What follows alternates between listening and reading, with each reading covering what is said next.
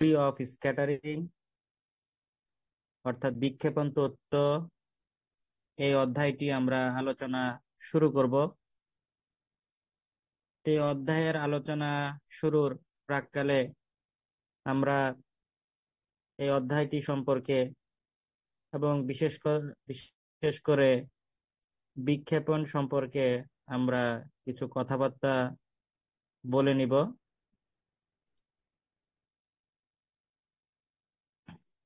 আশা করি একটি প্রাণবন্ত ক্লাস হবে।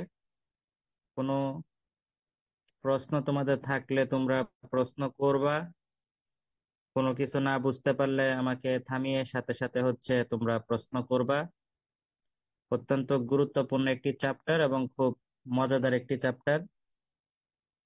তো আশা করি আমরা আমাদের এই যে থিওরি অফ স্ক্যাটারিং এই চ্যাপ্টারের আলোচনাটা আমরা যথেষ্ট উপভোগ করব।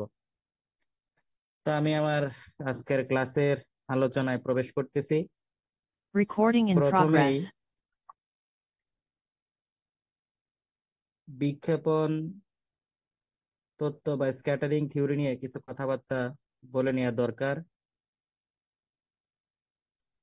অণু, পরমাণু, নিউক্লিয়াস এবং যেগুলো ফান্ডামেন্টাল পার্টিকেল আছে অর্থাৎ মৌলিক কণিকা সমূহ, এই মৌলিক কণিকা সমূহ সম্পর্কিত যে জ্ঞান, এই জ্ঞান আমরা পদার্থবিজ্ঞানে দুভাবে আমরা আহরণ করতে পারি, কিংবা দুটো উপায়ে কিংবা দুটো পদ্ধতিতে আমরা এই অণু, পরমাণু, নিউক্লিয়াস এবং এই মৌলিক কণিকা সম্পর্কে আমরা জ্ঞান অর্জন করতে পারি।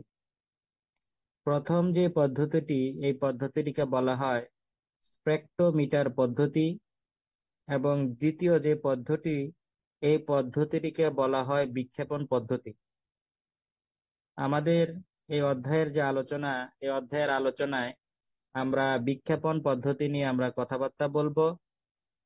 তারপরেও আমরা একটু টুকটাক আগের বিষয়টা সম্পর্কে আমরা জানবো। তা আমরা যে প্রথম পদ্ধতিটির কথা বলছিলাম, এই প্রথম পদ্ধতিটি হচ্ছে স্পেকট্রোমিটার পদ্ধতি, এবং এই পদ্ধতিটি বদ্ধ কোয়ান্টাম স্টেটের ট্রানজিশনের ফলে যে ইলেকট্রোম্যাগনেটিক রেডিয়েশন হয়, অর্থাৎ তাড়িৎচুম্বকীয় বিকিরণের ফলে যে শোষণ এবং নিঃসরণ হয়, এই স্পেকট্রোমিটার পদ্ধতির মাধ্যমে আমরা সেই শোষণ এবং নিঃসরণকে আমরা বিশ্লেষণ করে থাকি। এবং এটি হচ্ছে মূলত স্পেকট্রোমি স্পেকট্রোস্কোপির বিষয়। আর দ্বিতীয় যে পদ্ধতিটির কথা আমরা বললাম, আমাদের এই দ্বিতীয় পদ্ধতিটি হচ্ছে বিক্ষেপণ পদ্ধতি, এবং দ্বিতীয় পদ্ধতিতে আমরা পরমাণু বা অর্ধ পরমাণু, যেগুলোকে আমরা সাব অ্যাটমিক পার্টিকেল বলি, এই পরমাণু এবং সাব অ্যাটমিক পার্টিকেলের মধ্যে আমাদের যে আন্তঃমিথস্ক্রিয়া হয়, এই আন্তঃমিথস্ক্রিয়াকে কাজে লাগিয়ে আমরা এক্সপেরিমেন্ট করি, এবং সেই এক্সপেরিমেন্টে একটি কণা দ্বারা অন্য কণাটি বিক্ষিপ্ত হয়ে থাকে।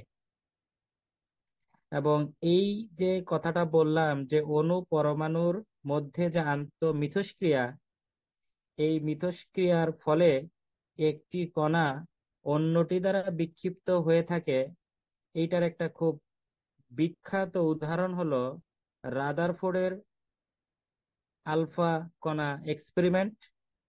এবং যেই আলফা কণা এক্সপেরিমেন্টের মাধ্যমে সর্বপ্রথম পরমাণুর নিউক্লিয়াসের অস্তিত্ব রাদারফোর্ড প্রমাণ করেন। এবং এই যে রাদারফোর্ডের এই যে পরমাণুর নিউক্লিয়াসের অস্তিত্বের যে প্রমাণ, এই অস্তিত্বের প্রমাণটা কিন্তু এই স্ক্যাটারিং থিওরি থেকেই জানা যায়। ঠিক আছে? এবং নিউক্লিয়াসের বিক্ষেপণ থেকে নিউক্লিয় বলের বিভিন্ন ধর্মাবলীও আমরা নির্ণয় করতে পারি। এবং আমাদের যে অ্যাস্ট্রোফিজিক্সের ক্ষেত্রে কসমিক বিকিরণ থেকে প্রথম মেসনের অস্তিত্ব আবিষ্কার করা হলেও অন্য সকল মৌলিক কণিকা, হ্যাড্রন এবং ল্যাপ্টন সমূহের বিক্ষেপণ পরীক্ষণ থেকেই আবিষ্কৃত হয়েছে। তাহলে আমরা দেখতে পাচ্ছি যে আমরা যখন পরমাণুর নিউক্লিয়াসের অস্তিত্ব সম্পর্কে প্রথম আমরা সুনির্দিষ্ট ধারণা লাভ করি, সেটিও একটি স্ক্যাটারিং এক্সপেরিমেন্ট থেকে আসে। এরপরে আমরা হ্যাড্রন, ল্যাপ্টন সমূহের যে ইনভেনশন, সেই ইনভেনশনও কিন্তু আমরা এই স্ক্যাটারিং এক্সপেরিমেন্ট থেকে আমরা পাই। তো আমাদের এই যে স্ক্যাটারিং এর যে গুরুত্ব পদার্থবিজ্ঞানে, এর গুরুত্ব কিন্তু অপরিসীম। এবং বিক্ষেপণ পদ্ধতির যে পর্যায়ক্রমিক পরীক্ষণ শক্তিশালী তাড়িত চৌম্বকীয় এবং দুর্বল মিথস্ক্রিয়া সম্পর্কীয় তথ্যের মূল উৎস। তার মানে আমরা যে বিক্ষেপণ পদ্ধতি আমরা করি সিস্টেমেটিক ভাবে, এই সিস্টেমেটিক যে পদ্ধতি, এটি তাড়িত চৌম্বকীয় এবং দুর্বল যে মিথস্ক্রিয়া সম্পর্কিত যে তথ্য, এই তথ্যের মূল উৎস হিসেবেও আমাদের এই বিক্ষেপণ পদ্ধতি সেখানে কাজ করে থাকে।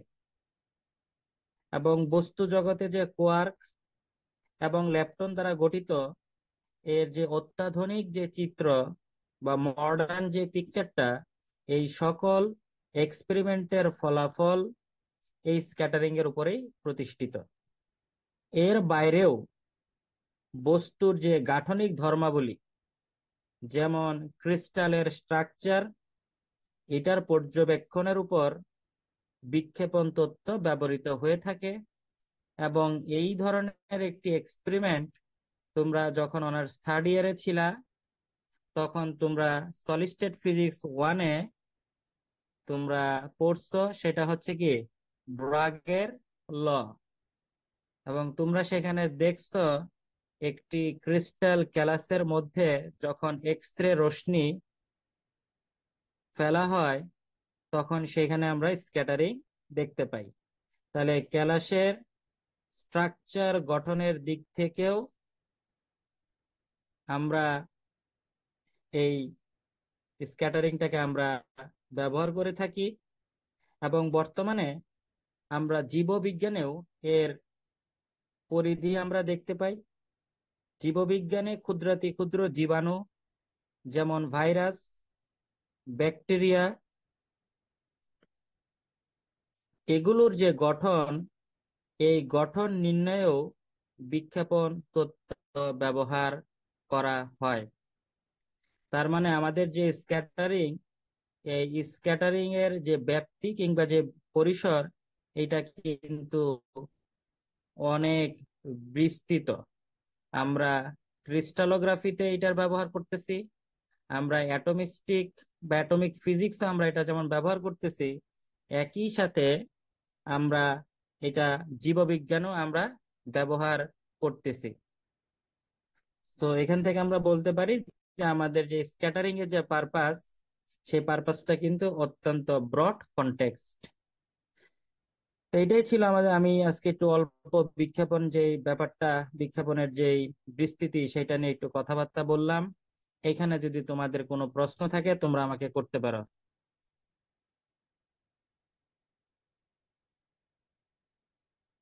কারো কোনো যদি প্রশ্ন থাকে।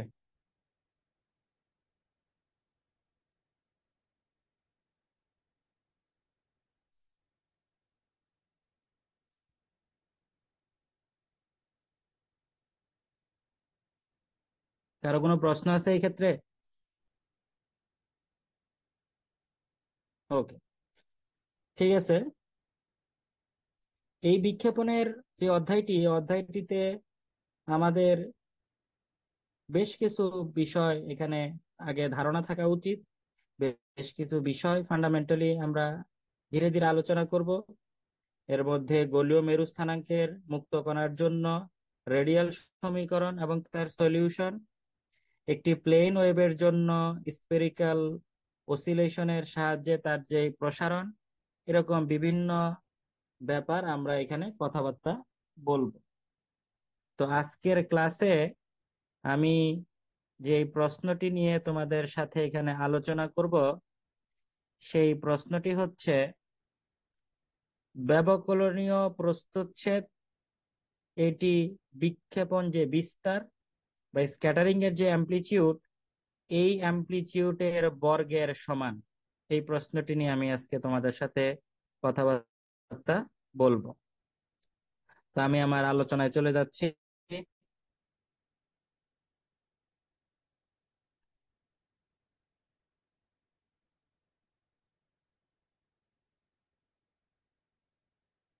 তোমরা সবাই কি স্লাইড দেখতে পাচ্ছ?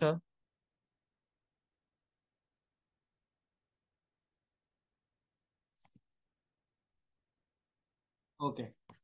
তো আমাদের এখানে যে আলোচনার বিষয়, আজকের প্রশ্ন যেটা বললাম, আমরা আজকে প্রুফ করব যে ব্যবকলনীয় যে প্রস্থচ্ছেদ, এইটা যে আমার যে বিক্ষেপণ, এই বিক্ষেপণ যে বিস্তার, এই বিস্তারের বর্গের সমান। তার আগে আরেকটু বলে নেই যে বিক্ষেপণটাকে আমরা আসলে কিভাবে আমরা বলবো, বা বিক্ষেপণটাকে আমরা কিভাবে ডিফাইন করতে পারি।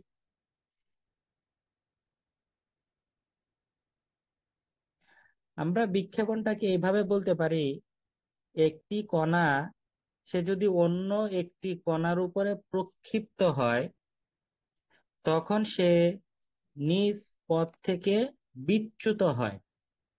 অর্থাৎ তোমার কাছে ধরো একটি মানে একটি টার্গেট আছে, সেই টার্গেটের উপর তুমি আরেকটি পার্টিকেলকে তুমি প্রক্ষিপ্ত করলা, বা তুমি তার উপরে হচ্ছে সেই পার্টিকেলটাকে ফেললা।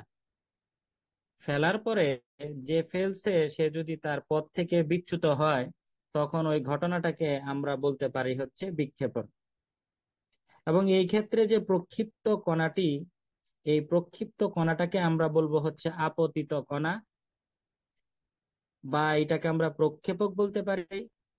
এবং যার উপরে, অর্থাৎ যে টার্গেট ছিল, অর্থাৎ যার উপরে তুমি প্রক্ষিপ্ত করছো, তাকে তুমি টার্গেট বা বিক্ষেপক, বা তুমি সেইটাকে বিক্ষেপণ কেন্দ্র বলতে পারো। এটা হচ্ছে একটা বিক্ষেপণ সম্পর্কে একটা ধারণা। এবং বিক্ষেপণের যে আরেকটা ব্যাপার আছে, সেটা হচ্ছে যেটা আমরা এখানে আমরা যেটা বললাম, যে ব্যবকলনীয় বিক্ষেপণ প্রস্থচ্ছেদ। তো ব্যবকলনীয় বিক্ষেপণ প্রস্থচ্ছেদ, এইটা বলতে আমরা কি বুঝি, এই ডিফাইন গুলো আমাকে একটু জানা থাকতে হবে, যে ব্যবকলনীয় বিক্ষেপণ প্রস্থচ্ছেদ বলতে আমরা কি বুঝি।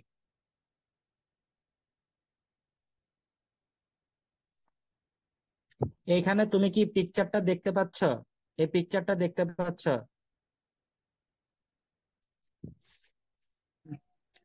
জি ভাই। পিকচার এইটাই। আমি এটা এক্সপ্লেনেশন করব, আমি তো এখনো ঢুকি নাই, আমি জাস্ট কথাগুলো বলতেছি। তারপর আমার কথার সাথে পিকচারটার যে কানেক্টিভিটি, সেটা নিয়ে তখন আমি আলোচনা করব। ঠিক আছে? তখন যদি বুঝতে ডিফিকাল্ট হয় তখন বলবা, তখন লাগলে আমরা আরো পিকচারের যে উদাহরণ সেখানে আমরা প্রবেশ করব।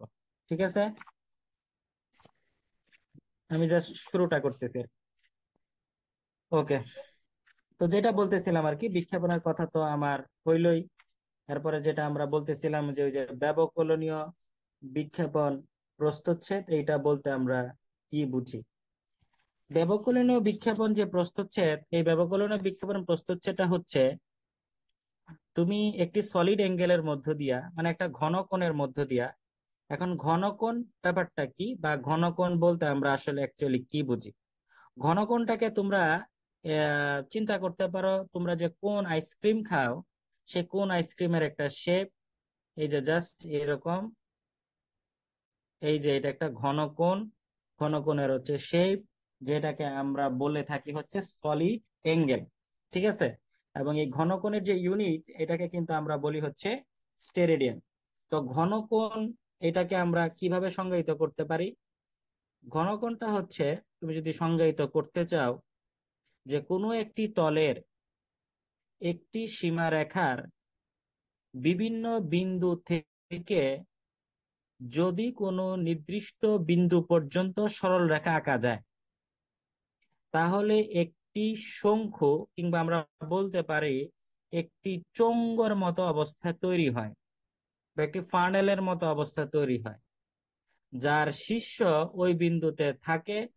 এবং এই শঙ্কুর যে শীর্ষবিন্দু, এটা তোমার জন্য যে দ্বিমাত্রিক কোণ উৎপন্ন করবে, সেটাকে আমরা বলি হচ্ছে ঘনকোণ। এখন আমি আমার চিত্রটার সাথে এটাকে একটু বুঝাই দেওয়ার তোমাকে আমি চেষ্টা করি।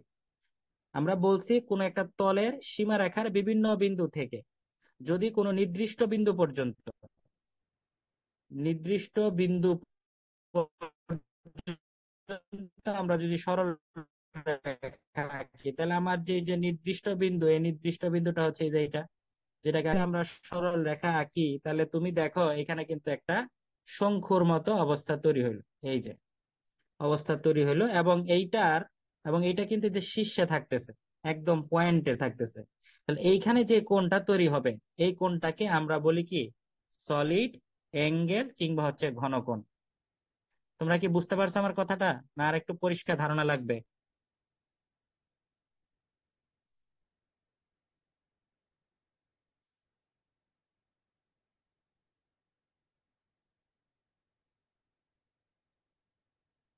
বুঝছি ভাই।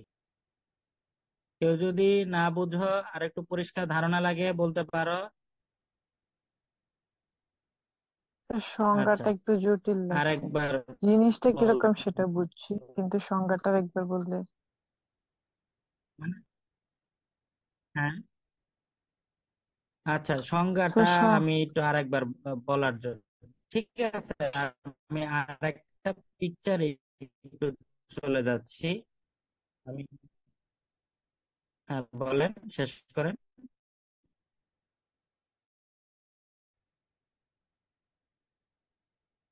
হ্যাঁ, বলেন, শেষ করেন, কথা শেষ করেন।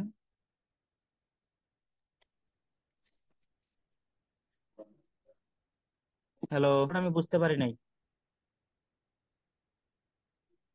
ফৌজিয়া কি স্যার বলেন? বললাম বুঝি যে নাই। স্যার বললাম যে ঘনকোণ জিনিসটা কি সেটা বুঝছি, কিন্তু সংজ্ঞাটা আর একটু বললে ভালো হয়। হ্যাঁ, এটা বলেন। একটু জটিল লাগলো। আচ্ছা, সংজ্ঞাটা বলার আগে আমি আরেকটা একটু মানে ক্লিয়ার পিকচার একটু তোমাদের দেখাই, যাতে তোমাদের একটু আরো ভালো ধারণা তৈরি হয়, স্বচ্ছ ধারণা। সেই পিকচারটা, তোমরা কি এই পিকচারটা দেখতে পাচ্ছ?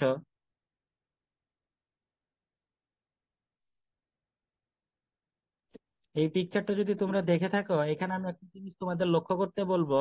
এখানে একটা প্যারামিটার আছে, সেটা হচ্ছে ওমেগা। এই ওমেগাটা হচ্ছে সলিড অ্যাঙ্গেল। সংজ্ঞাটা একটু আমি বলতেছি। এই সলিড অ্যাঙ্গেলের কনসেপ্ট তুমি যখন আবার স্ট্যাটিস্টিক সরি সলিড স্টেট ফিজিক্সে যাবা, তখন সেখানে তোমার হচ্ছে লাগবে। তো এটা সবাই একটু ভালো করে আমরা বোঝার চেষ্টা করি।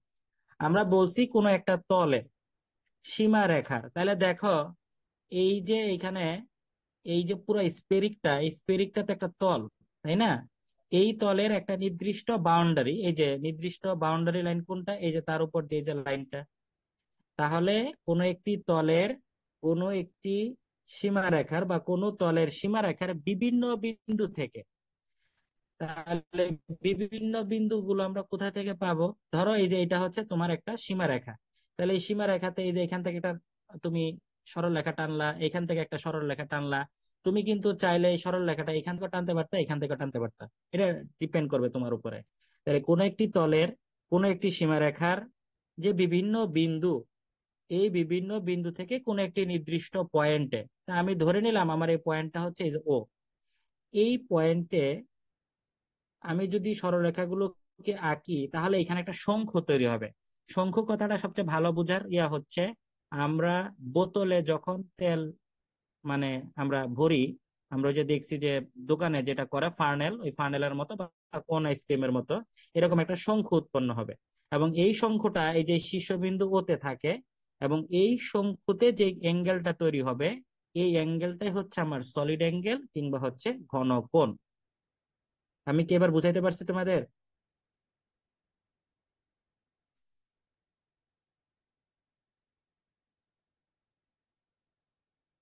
ওকে। এবং এই যে ঘনকোণের যে একক, এই এককটাকে কিন্তু আমরা বলি হচ্ছে স্টেরেডিয়ান। ঘনকোণের একক হচ্ছে স্টেরেডিয়ান। স্টেরেডিয়ান কাকে বলে? 1 মিটার ব্যাসার্ধ বিশিষ্ট, 1 মিটার ব্যাসার্ধ বিশিষ্ট গোলকের পৃষ্ঠে 1 মিটার স্কয়ার ক্ষেত্রফলের গোলকের কেন্দ্রে যেই ঘনকোণ তৈরি হবে বা আবদ্ধ হবে সেটাকে আমরা বলি হচ্ছে 1 স্টেরেডিয়ান। ঠিক আছে, আমি আবারও বলতেছি, 1 মিটার ব্যাসার্ধ বিশিষ্ট একটা গোলক যার ক্ষেত্রফল হচ্ছে 1 মিটার স্কয়ার। তাহলে এই 1 মিটার ব্যাসার্ধের গোলকের 1 মিটার স্কয়ার ক্ষেত্রফলের গোলকের সেন্টারে আমার জন্য যে কোণ উৎপন্ন হবে এই কোণটাকে আমরা বলবো হচ্ছে স্টেরেডিয়ান বা 1 স্টেরেডিয়ান। মানে এটা হচ্ছে ঘনকোণের একক। আর আরেকটি ব্যাপার মনে রাখবা, একটি গোলক তার যে কেন্দ্র আছে সেই কেন্দ্রে সে 4 পাই স্টেরেডিয়ান ঘনকোণ তৈরি করবে বা ঘনকোণে আবদ্ধ রাখবে। আমি কি বুঝাইতে পারছি?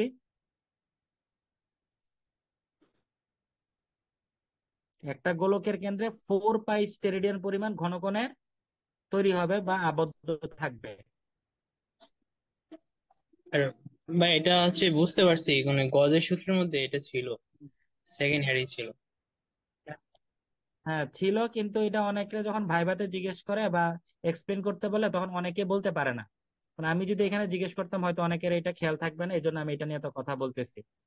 তো আমরা যেটা বলতেছিলাম আর কি, যে ওই যে ব্যবকলনীয় বিক্ষেপণ প্রস্থচ্ছেদ, এইটাতে এই ঘনকোণের কনসেপ্টটা আছে যে একক ঘনকোণের মধ্য দিয়ে একক সময়ে বিক্ষেপিত কণার সংখ্যা তুমি যেই রাশি দ্বারা নির্ণয় করতে পারো সেই রাশিটাকে বলা হয় ব্যবকলনীয় বিক্ষেপণ প্রস্থচ্ছেদ।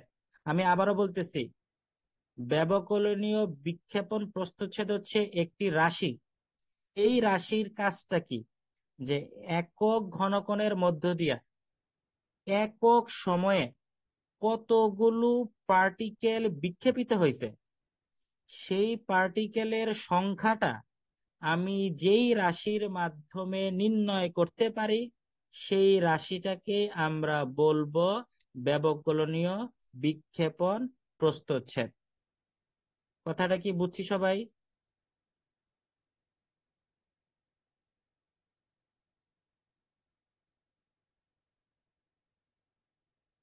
আমার কথা কি ক্লিয়ার সবার? ওকে, তাহলে এবার আমি মূল স্লাইডে চলে যাচ্ছি।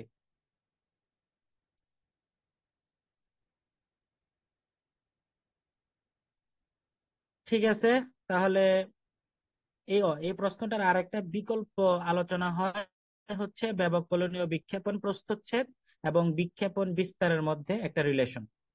তো আমরা এইখানে যেটা দেখতে পাচ্ছি যে আমার জন্য এই পিকচারটার মধ্যে একটি টার্গেট আছে, এই যে টার্গেট একটা টার্গেট আছে যার উপর আমি কি করব, আমি একটি কণাকে প্রক্ষিপ্ত করব। তাহলে এই যে দেখেন, এইখান থেকে ধরেন একটা পার্টিকেল, এই পার্টিকেল এইটা, এই যে পার্টিকেলটা, এই পার্টিকেলটার নাম আমি দিলাম হচ্ছে এখানে এ, আর এই পার্টিকেলটার নাম আমি দিলাম কি বি। তা আমি তো একটু আগে বলছি যে একটি কণার উপর প্রক্ষিপ্ত করব, তাহলে যে কণাটাকে হচ্ছে আমি প্রক্ষিপ্ত করব সেটা হচ্ছে আপতিত কণা। তাহলে এ যেটা আছে সেটা হচ্ছে আমার জন্য আপতিত কণা কিংবা আমার জন্য প্রক্ষেপক। আর এই কণাটা বির উপরে কি পড়বে, তাহলে বিটা হচ্ছে কি বিক্ষেপক কিংবা এটা হচ্ছে টার্গেট। এইটুক পর্যন্ত তো সবাই বুঝছি নাকি? ওকে, এখন এই যে আমার আপতিত কণা কিংবা প্রক্ষেপক, এটি একটি ওয়েভ আকারে এসে আমার যেটা বিক্ষেপক ছিল কিংবা বা টার্গেট ছিল বি, তার উপর আইসা পড়তেছে। কি ধরনের ওয়েভ? এই ওয়েভটা একটি সমতলীয় ওয়েভ, এবং এই ওয়েভের যে ইকুয়েশন সেটা হচ্ছে e⁻⁻⁰ তার মানে আমি বলতে পারি আমার এই ঘটনাটা আমি জেড কম্পোনেন্টে আমি কি সংঘটিত করতেছি। কথাটা কি সবাই বুঝতে পারছি?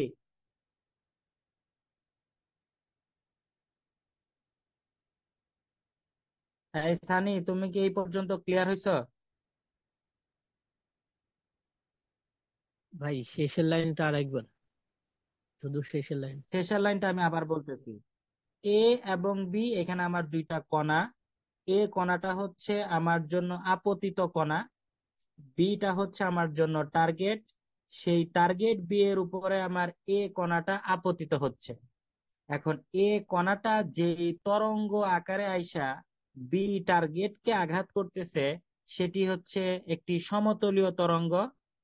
এবং এই সমতলীয় তরঙ্গটি হচ্ছে e⁻i k z।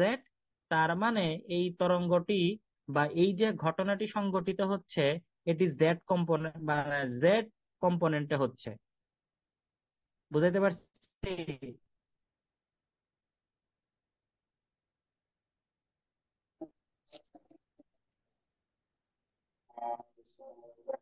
জি ভাই। হ্যাঁ সানি, কিছু বলবা? মানে ভাই জেট কম্পোনেন্টে বলতে এটা কি মানে সবসময় এরকমই হবে বা এরকমই ধরা হয়? না, এটা তো আমাদের তো 3 ডাইমেনশন। তো আমি ধরো এখানে ওয়েবটা, মানে আমার ওয়েবের যে ইকুয়েশনটা, এটা যদি e⁻i k z, এই জন্য আমি বলছি জেড কম্পোনেন্ট। এখন তুমি যদি নাও e⁻i k x, তাহলে তুমি বলবে এক্স কম্পোনেন্টে হয়। তোমার ইচ্ছা, তুমি কোথায় কিভাবে স্ক্যাটারিংটার জন্য তুমি সেট আপ করবা তোমার এক্সপেরিমেন্ট।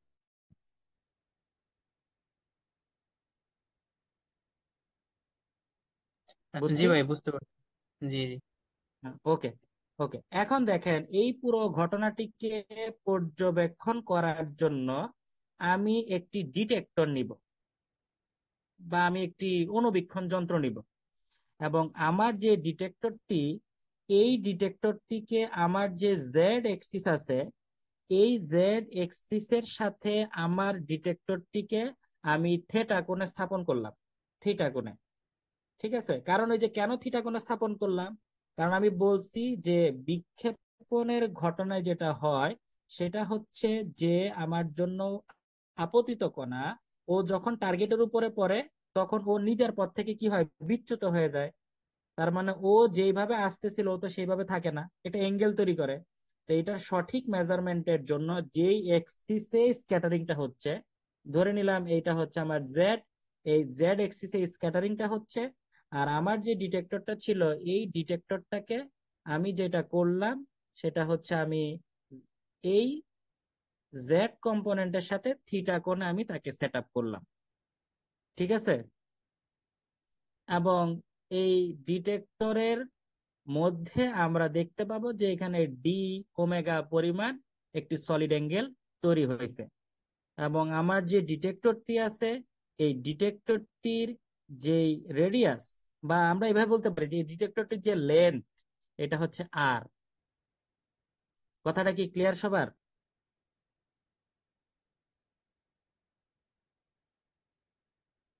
ওকে। যদি কারো প্রশ্ন থাকে আমাকে প্রশ্ন করো। তো আমি আশা করি মোটামুটি তোমাদেরকে ডিটেক্টরটা, সেট আপটা বোঝাতে। হ্যাঁ, হ্যাঁ, ভাই বলেন। ডিটেক্টরটা কি মানে? ডিটেক্টরটা মানে হচ্ছে যেই যন্ত্রের মাধ্যমে তুমি পুরো স্ক্যাটারিং এর ঘটনাটি বা বিক্ষেপণ ঘটনাটি তুমি দেখতে পাচ্ছ বা পর্যবেক্ষণ করতেছো যে যন্ত্রের মাধ্যমে। ও আচ্ছা আচ্ছা, ঠিক আছে। ওকে, ঠিক আছে। এই জন্য আমি বলছি যে তুমি চিন্তা করতে পারো এটা একটা অনুবীক্ষণ যন্ত্র আর কি। ওকে। তাহলে আমি এই কথাটাই বললাম এখানে, যে ধরি ডিটেক্টরটি জেড অক্ষের সাথে থেটা কোণে ক্রিয়ারত। এখন এই বিক্ষেপণ সমস্যার জন্য আমি একটি সময় অনির্ভর শ্রোডিঙ্গার সমীকরণ বিবেচনা করব। এখন প্রশ্ন আসতে পারে, সময় অনির্ভর শ্রোডিঙ্গার সমীকরণ কেন?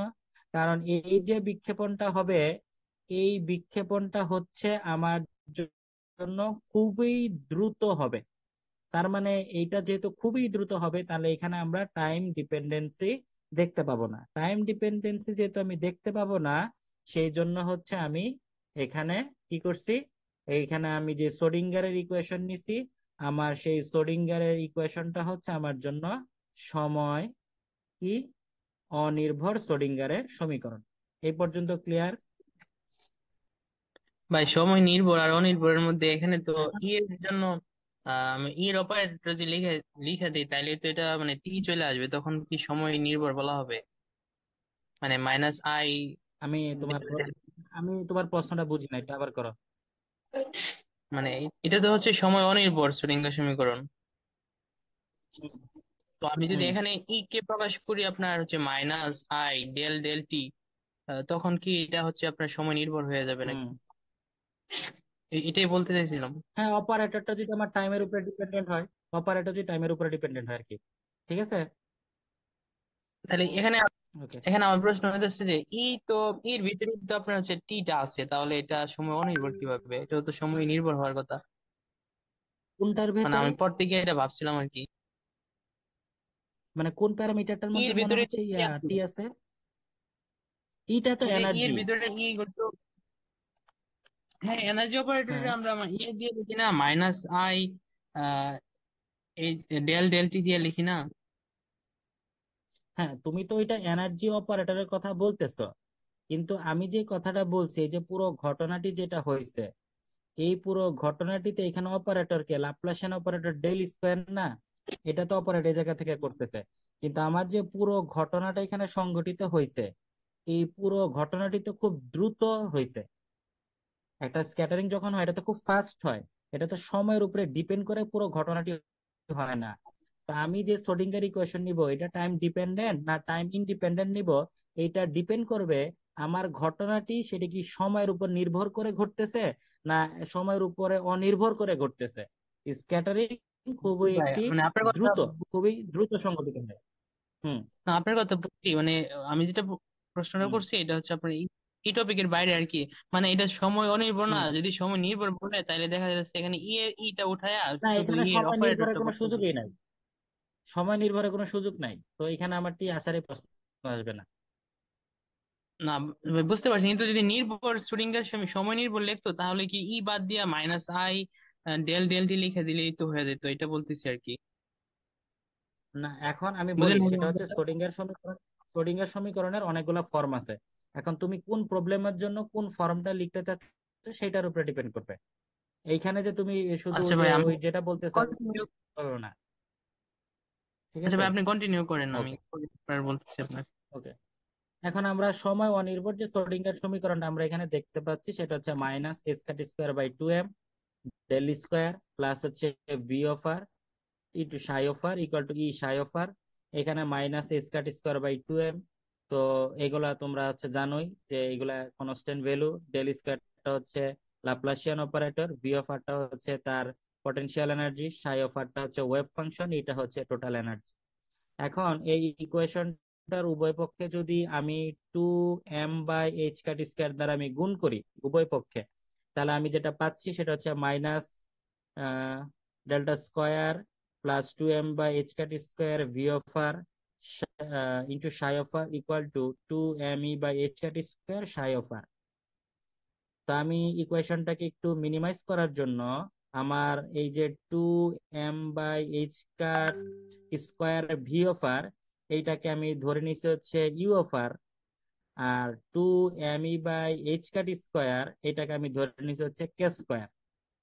এখন আমি সমীকরণগুলোকে সব বাম পক্ষে নিয়ে আসলাম।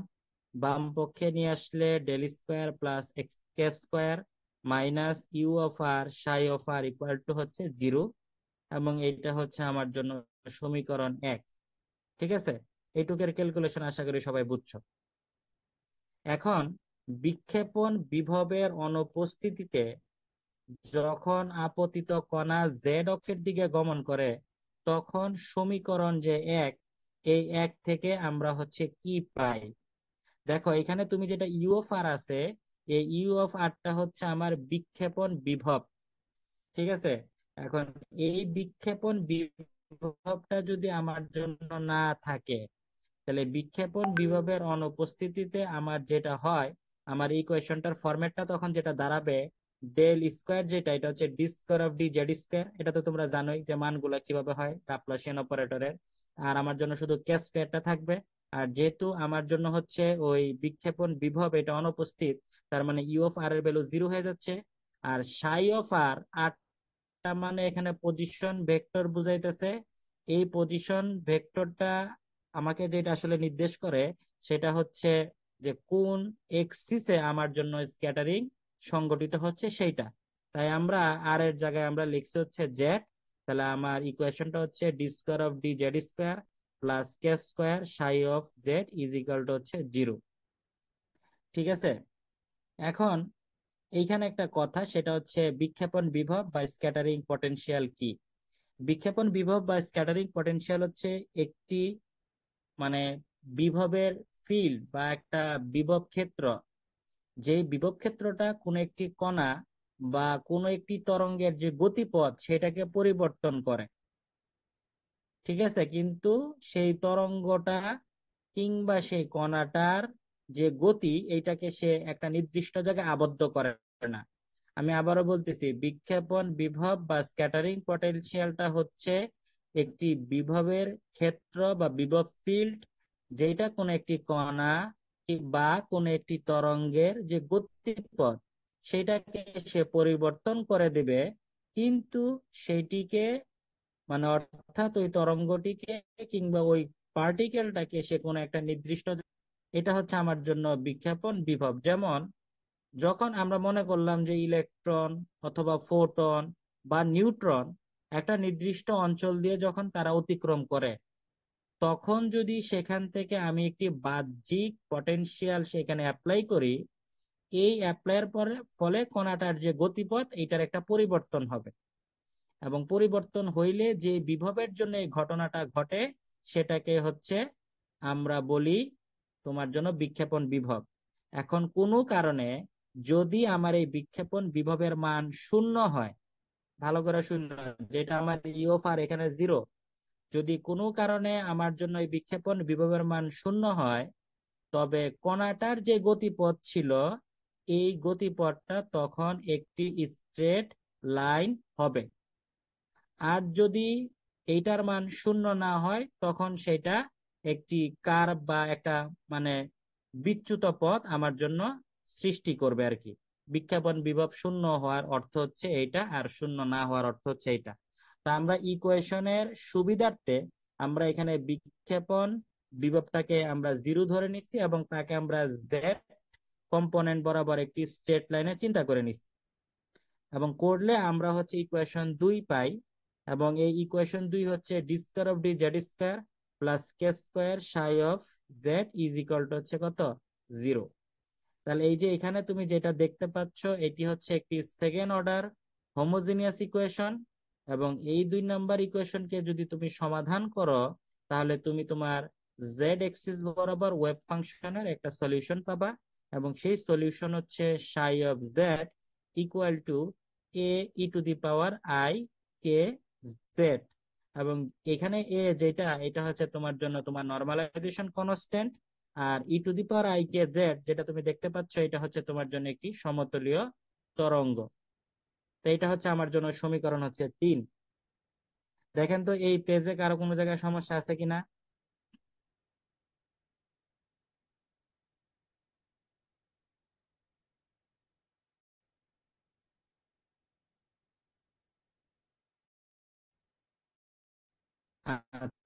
আচ্ছা, আমার যে আপতিত কণাটি ছিল, অর্থাৎ আমার যে প্রক্ষেপক ছিল, এই আপতিত কণা বা প্রক্ষেপকের জন্য আমি যে সলিউশন পাবো আমার ইকুয়েশনের, সেই সলিউশনটা হবে একটি প্লেন ওয়েভ এবং বিক্ষেপিত বর্তুলাকার তরঙ্গের সমষ্টি। এখন কেন বিক্ষেপিত বর্তুলাকার তরঙ্গের সমষ্টি? আমি একটু আগেই বলছি যে যদি তোমার জন্য বিক্ষেপণ যে বিভব, এই বিক্ষেপণ বিভবের মান যদি শূন্য হয়, তখন তোমার যে প্রক্ষিপ্ত কণাটি এটি স্ট্রেট লাইন বরাবর চলবে। কিন্তু যদি বিক্ষেপণ বিভব উপস্থিতি থাকে, তখন কিন্তু সেইখানে আমার সে স্ট্রেট লাইনে সে চলবে না, বরঞ্চ তখন সে একটি বক্র পথ অনুসরণ করবে, বা তার পথটা সরল রেখা হবে না, সরল রেখা ভিন্ন অন্য কোনো একটা পথ হবে। তো এই জন্যই এখানে আমরা একটি বর্তুলাকার কোঅর্ডিনেট সিস্টেম আমরা পাচ্ছি। এই জন্য বলা হয়েছে যে আমার যে এখন যে সমাধানটা হবে, এই সমাধানটা হচ্ছে আপতিত সমতলীয় তরঙ্গ এবং আমার বিক্ষেপিত বর্তুলাকার তরঙ্গের সমষ্টি। তাহলে এখন যে আমার আমি যে এখন ইকুয়েশনের যে সলিউশনটা পাবো, এই ইকুয়েশনের সলিউশন যেটা হচ্ছে সেটা হচ্ছে আমার জন্য psi of R equal to A E to the power I K Z plus F of theta E to the power I K R by হচ্ছে আর। এবং যেটা বললাম যে এইখানে আমার এটা হচ্ছে normalisation constant E to the power I K Z, এটা হচ্ছে আমার জন্য একটি plane wave. F of theta যেটা আমরা দেখতে পাচ্ছি এটাকে আমরা বিক্ষেপণ বিস্তার বলে থাকি, এফ অফ থিটা হচ্ছে বিক্ষেপণ বিস্তার। আর E to the power I K আর এটি আমার জন্য একটি প্লেন ওয়েভের ইকুয়েশনই নির্দেশ করে। ঠিক আছে, ওকে। এখন এটা হচ্ছে আমার 4 নম্বর সমীকরণ। এখন আমার যে কাজ সেটা হচ্ছে আমার যে আপতিত সমতুল্য তরঙ্গটা যেটা ছিল, অর্থাৎ আমার যে আপতিত কণা কিংবা যে প্রক্ষেপক, এই আপতিত কণা কিংবা যে প্রক্ষেপক সে যে ওয়েভটা নিয়ে আসতেছিল, এই ওয়েভটার যদি আমি ফ্লাক্স ডেনসিটি আমি বের করি, তাহলে ফ্লাক্স ডেনসিটি কি? ফ্লাক্স ডেনসিটি হচ্ছে যে আমার একটি নির্দিষ্ট ভলিউমের মধ্য দিয়ে আমার প্রতি সেকেন্ডে কতগুলো পার্টিকেল সেখানে প্রবেশ করছে, সেটা হচ্ছে ফ্লাক্স ডেনসিটি বা প্রবাহ ঘনত্ব। তার মানে একটি নির্দিষ্ট অঞ্চলের নির্দিষ্ট আয়তনের মধ্য দিয়ে আমার যে সমতলীয় তরঙ্গটা ছিল E to the power I K Z, সেই সমতলীয় তরঙ্গ কতটুকু প্রবেশ করতে পারছে সেইটাই হচ্ছে, সেই পরিমাণটাই হচ্ছে আমার জন্য সমতলীয় তরঙ্গের প্রবাহ ঘনত্ব। এই কথাটা কি বুঝতে পারছি?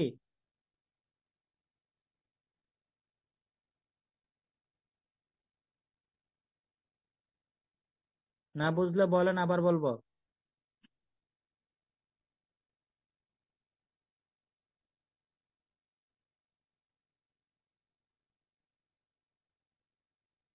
ওকে, তাহলে এখন যদি আমি এই সমতলীয় তরঙ্গের প্রবাহ ঘনত্ব আমি লিখি, তাহলে প্রবাহ ঘনত্ব হচ্ছে যে, তাহলে যে incident wave is equal to A square by 2 mi। এই স্কয়ারটা তোমরা জানো, এটাকে আমরা রিডিউস প্ল্যাঙ্ক কনস্ট্যান্ট বলি, 2 mi। এমটা হচ্ছে যে পার্টিকেলটা আমার এখানে আপতিত হচ্ছে তার ম্যাস, আইটা হচ্ছে একটা কমপ্লেক্স নাম্বার, সাই স্টার ইনসিডেন্ট মানে আপতিত যে সমতুল্য তরঙ্গ ছিল তার যে ওয়েভ ফাংশন ছিল তার কমপ্লেক্স কনজুগেট ভ্যালু ডেল, এটাকে আমরা বলি নাবলা।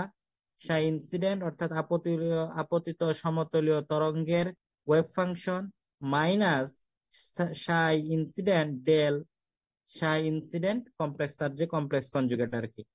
তো এটা হচ্ছে আমার একটি আপতিত সমতুল্য তরঙ্গের প্রবাহ ঘনত্বের সমীকরণ, যেটাকে আমরা এখানে 5 নাম্বার দিলাম। এখন আমার কাজ হচ্ছে আমি ডেল সাই ইনসিডেন্টের ভ্যালু বের করব। যদি আমি ভ্যালুটা বের করতে পারি তাহলে হচ্ছে আমি তার কমপ্লেক্স কনজুগেট ভ্যালু বের করতে পারবো। তাহলে ডেল সাই ইনসিডেন্ট, এখন ডেল এর যে মান এটা আমরা জানি I chronicle delta del of X plus J chronicle delta del of Y plus K chronicle delta del of Z, এবং এই ডেল্টাটাকে ভেক্টর অপারেটর বলে। আর সাই ইনসিডেন্ট যেটা, এটা তো হচ্ছে আমার ওই যে যে ওয়েভটা ছিল সে ওয়েভের ওয়েভ ফাংশনের যে সলিউশনটা সেটা। তাহলে A E to the power I K Z মানটা বসায় দিলাম। এখন এই মান বসানোতে যে কাজটা আমরা করছি, আমরা কি করছি, আমরা এখানে ডিফারেন্সিয়েশন করছি। কার রেসপেক্টে ডিফারেন্সিয়েশন করছি কেউ বলতে পারবা? আমরা জেড। যেহেতু আমার ওয়েভটা, হ্যাঁ বলেন। জেড এর রেসপেক্টে ডিফারেন্সিয়েশন। হ্যাঁ, জেড কম্পোনেন্টের রেসপেক্টে করতেছি, কারণ আমার যেহেতু ওয়েভটা আমার কি জেড কম্পোনেন্ট বরাবর আসতেছে। তাহলে আমরা যদি এখানে ডিফারেন্সিয়েশন করি তাহলে A I K E to the পাওয়ার কত আই কে জেড, এবং আমার যে ইউনিট ভেক্টর কে আছে এটা আমাকে এখানে নির্দেশ করতেছে বা বুঝাচ্ছে আমার এইখানের আপতিত যে সমতলীয় তরঙ্গ বা প্লেন ওয়েভটা ছিল এটা হচ্ছে আমার জন্য জেড কম্পোনেন্ট বরাবর আসতেছিল। তো এটা হচ্ছে আমার জন্য সমীকরণ 6। এখন অনুরূপ ভাবে আমরা এই সমীকরণে যদি কমপ্লেক্স কনজুগেট নেই তাহলে জে তার কমপ্লেক্স সাই ইনসিডেন্টের কমপ্লেক্স কনজুগেট, তাহলে minus A star I K E to the power minus I K Z complex conjugate equation নিলে যা হবে এটা তোমরা জানো, সমীকরণ নাম্বার 7। তাহলে এই যে সমীকরণ 6 পাইলাম, সমীকরণ 7 পাইলাম, এই মানগুলোকে তুমি সমীকরণ 5-এ বসায় দাও। 5-এ বসায় দিলে তুমি সমতলীয় তরঙ্গের জন্য তুমি কি পাচ্ছ? তুমি পাবা হচ্ছে তার যে ইনসিডেন্ট ওয়েভের ইকুয়েশনটা আর কি। এটা নর্মাল একটা ক্যালকুলেশন, তোমরা এখানে পারবা। তাহলে আমরা এখানে যেটা পাই absolute square A H cut K by হচ্ছে এম, এবং এইটা হচ্ছে এখানে আমার জন্য সমতলীয় তরঙ্গের প্রবাহ ঘনত্ব, যেটা হচ্ছে আমার এই 8 নাম্বার সমীকরণ। দেখেন তো এই পর্যন্ত সবাই বুঝছেন কিনা?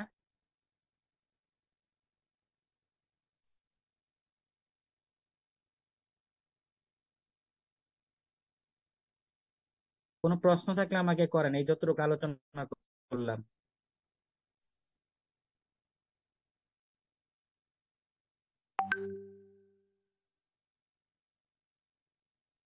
কোনো প্রশ্ন আছে কারো?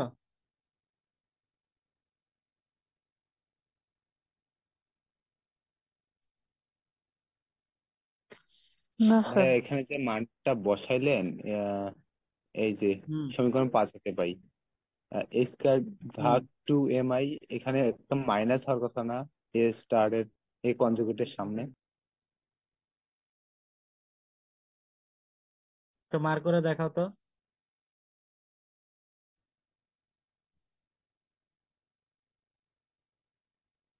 একটু মার করো তো কোন জায়গাটা। হুম, বলেন। এইখানে? ভাই এই জায়গাটা তো মাইনাস হওয়ার কথা। এখানে এখানে যে মানটা বসাইলেন না 5 নম্বর সমীকরণে, এখানে হুম এই যে 60টারে হুম মান প্রথমে মাইনাস, না এই মাইনাসটা কই গেল? আচ্ছা, এটা আমরা কিসের ক্ষেত্রে বসাইছি? আমরা বসাইছি হচ্ছে সাই, আহ, মানে complex conjugate inside del psi inside, এটার ক্ষেত্রে তো নাকি? আচ্ছা, আমি আশা করি তুমি জিনিসটা একটু ভালো করে ধরার চেষ্টা করবা। এটা একটা সিম্পল ক্যালকুলেশন। আমরা ডেল সাই ইনসিডেন্টের ভ্যালু বের করছি। সাই ইন সাই এর কমপ্লেক্স কনজুগেটের ভ্যালুতে মাইনাস ছিল না আমাদের, তুমি লক্ষ্য যদি করে থাকো। ওয়েভ ফাংশন এটা কমপ্লেক্স কনজুগেট, এবং কেন এটা মাইনাস হবে না এটার ব্যাখ্যা কিন্তু আমরা যখন ভেরিয়েশনাল মেথড পড়াইছিলাম সেখানে আমরা কিন্তু দিছিলাম। সাইটা তো ছিল আমার ওয়েভ ফাংশন, এখন এই ওয়েভ ফাংশনের যে সলিউশন 3 নাম্বার ইকুয়েশনে পাইছি সাই of Z equal to A E to the power I K Z. এখন তার কমপ্লেক্স কনজুগেটে আমরা হচ্ছে এ E to the power minus এর আই কে জেড, এইখানে আগে মাইনাস হবে না। বুঝতে পারছি?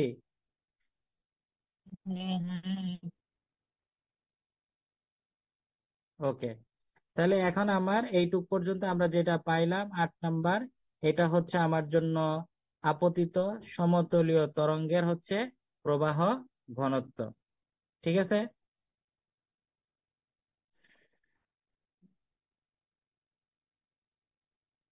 তারপর আমরা বিক্ষেপিতটা দেখবো আর কি। তো আমার এই প্রশ্নের আলোচনাটা কিন্তু হচ্ছে অনেক বড়। এরপর আমরা বিক্ষেপিত যে তরঙ্গ আছে, এই বিক্ষেপিত তরঙ্গটা হচ্ছে আমরা সলিউশন করে পরেরটুকু দেখবো। তো আজকে আমরা এটা শেষ করতে পারবো না, আমরা পরবর্তী ক্লাসে হচ্ছে আমরা এইটুকু শেষ করব। ঠিক আছে? পরবর্তী ক্লাসে আমরা এটা শেষ করব। আজকে আমরা ভাই সমীকরণ আমার 8 একটা পর্যন্ত দেখলাম, তোমরা বাসায় এগুলো একটু এই সমতলীয় তরঙ্গের প্রবাহ ঘনত্বের সমীকরণ, এবং এই সমীকরণ 8 হচ্ছে আপতিত তরঙ্গের প্রবাহে ঘনত্বের সমীকরণ, যার রাশিমালাটা ছিল হচ্ছে absolute square H cut K by M. এখানে অ্যাবসোলিউট স্কয়ার এ, এটাকে আমরা নরমালাইজেশন কনস্ট্যান্ট বলতেছি। এইচ কাটটা এটাকে রিডিউস প্ল্যাঙ্ক কনস্ট্যান্ট বলে, এটাকে কখনো কখনো ডিরাকের কনস্ট্যান্ট আমরা বলে থাকি। ইউনিট ভেক্টর কে, এটা হচ্ছে আপনার নির্দেশ করতেছে যে আমরা জেড কম্পোনেন্টে আমার এই যে সমতলীয় তরঙ্গ যেটা ছিল E to the power I K Z, এইটা জেড কম্পোনেন্টে এটা আইসা আপতিত হয়েছে, আর এমটা ছিল ওই পার্টিকেলটার ভর। তো এটা ছিল আমার সমীকরণ 8। এখন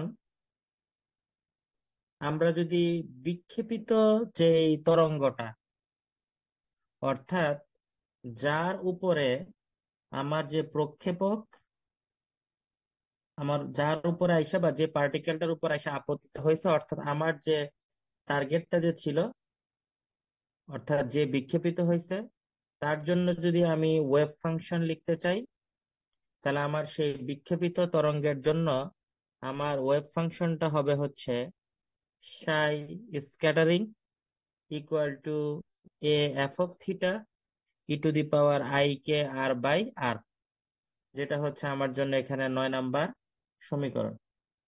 তো তোমাদের কি মনে আছে আমরা এফ অফ থিটাটাকে কি বলছিলাম?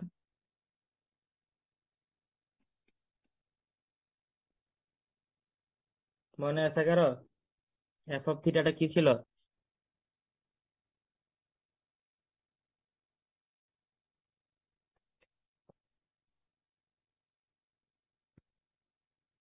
কি সাথী বলতে পারবেন এফ অফ থিটাটা কি ছিল?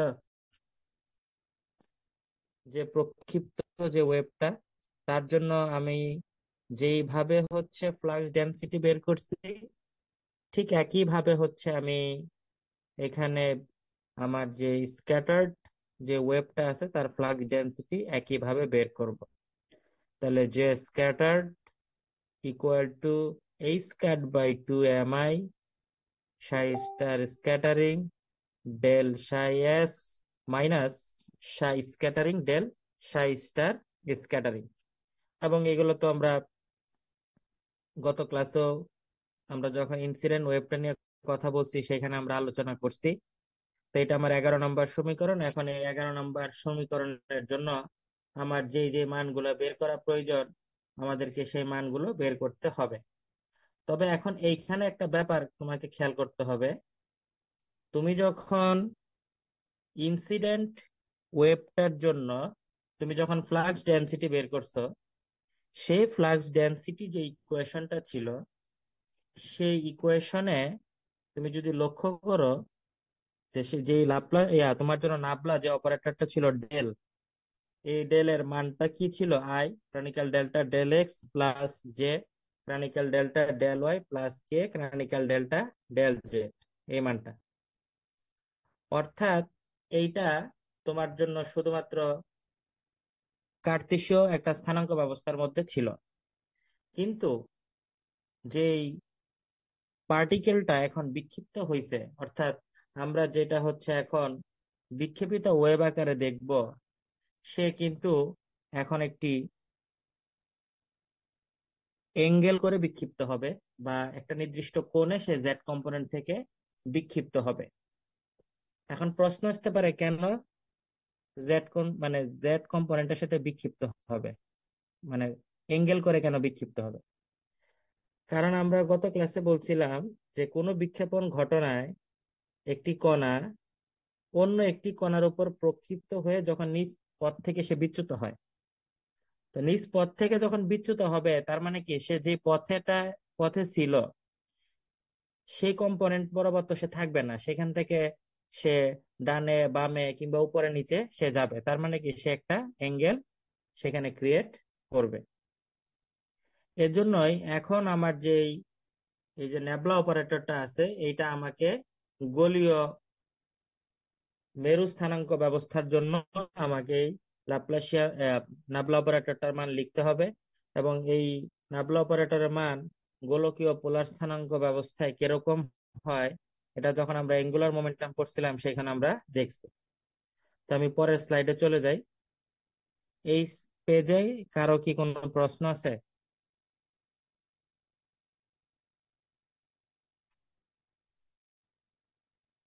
কোনো জায়গায় অস্পষ্টতা থাকলে আমাকে বলতে পারো।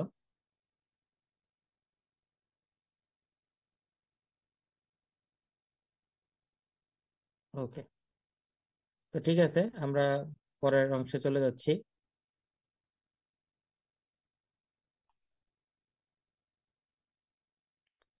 তো আমাদের পরের যে ধাপ সেখানে আমরা চলে আসি। তো আমরা এখন এই যে ডেল সাই স্ক্যাটারিং এর মানটা বের করব, এবং এখানে যে ডেল সাই স্ক্যাটারিং এর ক্ষেত্রে যেটা ডেল, এটা গোলকীয় পোলার স্থানাঙ্ক ব্যবস্থায় আমরা ব্যবহার করব, এবং আমরা কিন্তু নিউক্লিয়ার ফিজিক্সেও এই ধরনের একটি টার্ম আমরা ব্যবহার করে থাকি আমরা যখন ডিউটেরনের প্রবলেম গুলো সমাধান করি। তো গোলকীয় পোলার স্থানাঙ্ক ব্যবস্থার জন্য নাবলা অপারেটরের মান হচ্ছে আর canonical delta of delta r plus theta 1 by r delta of delta theta plus phi 1 by r sin theta del del phi। মানে এখানে r থিটা এবং ফাই অর্থাৎ গোলীয় এবং মেরু স্থানাঙ্কের জন্য আমরা এই নাবলা অপারেটরটার মান লিখছি। এটা তোমাদেরকে মুখস্থ থাকতে হবে, এই অপারেটর গুলোর মান মুখস্থ থাকতে হবে, এবং তার সাথে যে তার যে সাই স্ক্যাটারিং যেটা আছে A F of theta E to the power I K R by R, সেই অংশটাকে আমরা বসিয়ে দিব। এখন পরের ধাপটাতে আমি কি করছি, পরের ধাপটাতে কিন্তু আমাকে এখানে ডিফারেন্সিয়েশন করতে হয়েছে।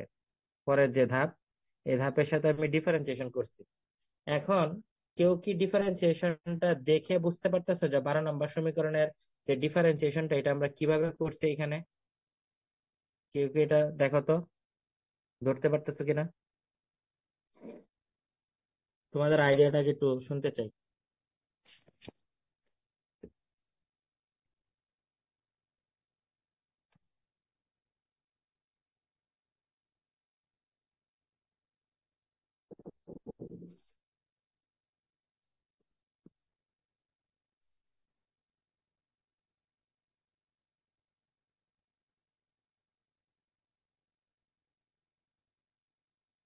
এখানে তো আমার তিনটা স্থানাঙ্ক আছে, তাই না?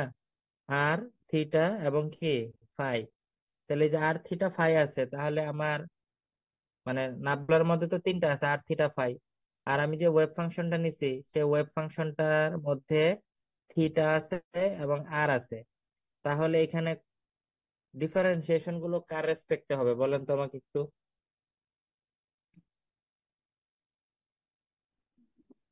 আর থিটা দুইটার সাপেক্ষেই হবে, কিন্তু ফাই এর সাপেক্ষে হ্যাঁ, হবে না। ফাই এর সাপেক্ষে কোনো ডিফারেন্সিয়েশন হবে না। ফাই এর সাপেক্ষে কেন ডিফারেন্সিয়েশন হবে না? কারণ আমার যে ওয়েভ ফাংশন, সে ওয়েভ ফাংশনের মধ্যে ফাই এর কোনো প্যারামিটার নাই।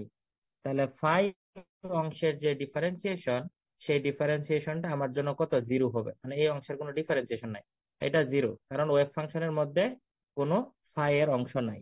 তাহলে আমাকে ডিফারেন্সিয়েশন করতে হবে আর এর জন্য, ডিফারেন্সিয়েশন করতে হবে হচ্ছে থিটার জন্য।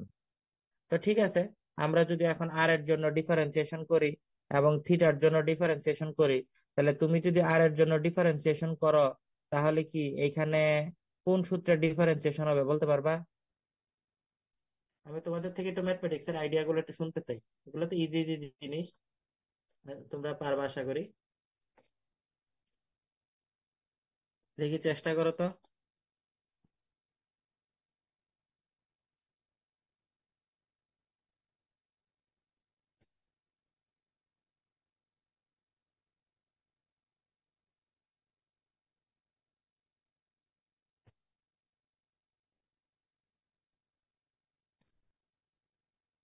আর ই টু দি পাওয়ার কি আই পারবা কে তোমরা? আর কে। বলো বলো বলো, শুনতেছি আমি। Sorry, E to the power I K R এই পার্টটাকে হচ্ছে ইউ, আর নিচে যেটা ডিভাইডেড বাই আর আছে সেটাকে ভি ধরে করছে ইউবি। হ্যাঁ, এখানে ডিডিএক্স ইউবির ফর্মুলা আমরা করছি। তো তুমি যেটা বলতেছো, হ্যাঁ আমরা ওই ফরম্যাটটা এখানে অনুসরণ করছি। আমাদের এই যে এখানে তো আমার ই to the power I K আর যেটা আছে, এটার একটা অংশ ইউ এবং নিচেরটাকে আমরা ভি ধরে করছি। তাহলে ধরলে কি হবে বলেন?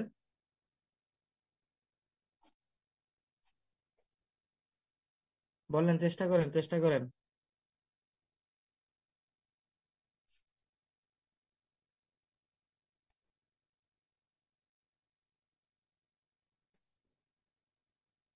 এখানে তো না পারার কিছু নাই, চেষ্টা করেন, বলেন কি হবে।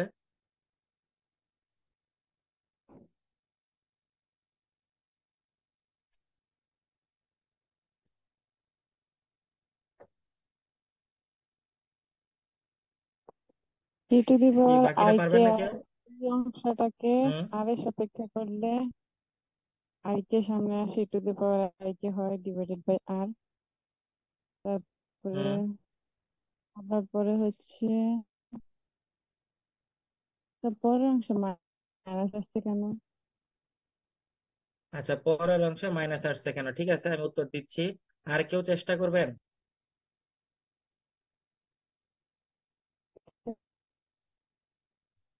আর ওয়ান কেউ বাই চেষ্টা করবেন, আর দেখেন তো।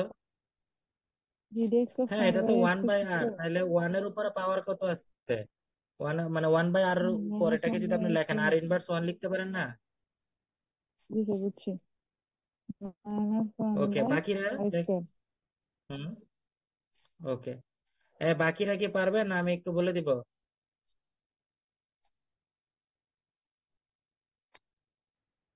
ভাই বলে দেন একটু।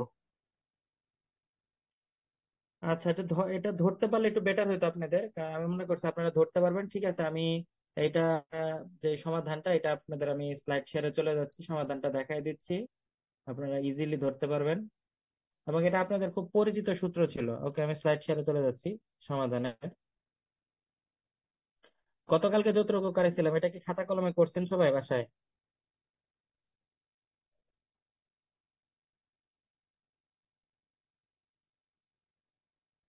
খাতা কলমে কি করছেন গতকালকের অংশটুকু? আচ্ছা, একজনই করছেন। ঠিক আছে, আমি স্লাইড শেয়ারে চলে যাচ্ছি।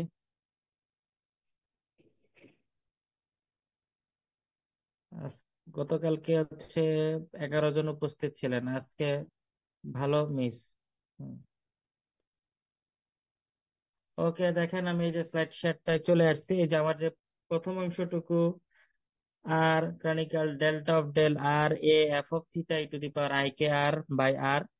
তো এইখানে আমার যে এটা আপনি দেখতে পাচ্ছেন, এই যে নর্মালাইজেশন যে constant A F of theta, যেটা আমার এফ অফ থিটাকে আমি একটু আগে কি বলছি এবার বলেন তো? এটাকে তো বললাম এফ অফ থিটাটা কি ছিল, বিক্ষেপণ বিস্তার।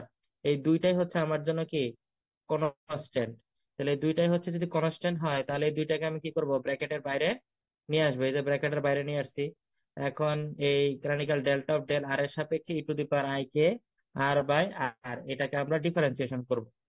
এখন যদি ডিফারেন্সিয়েশন করেন, এখানে কিন্তু ডিডিএক্স ইউবির ফর্মুলা যায়।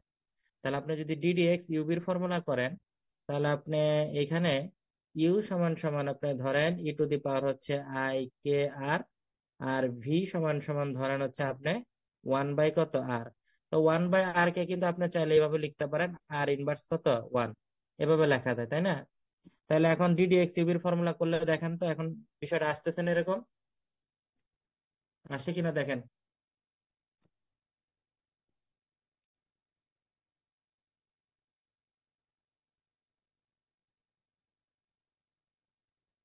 যাদের সমস্যা ছিল ক্লিয়ার হয়েছে কিনা দেখেন। হ্যাঁ, এই বুঝছেন? শারিয়ার বুঝছেন?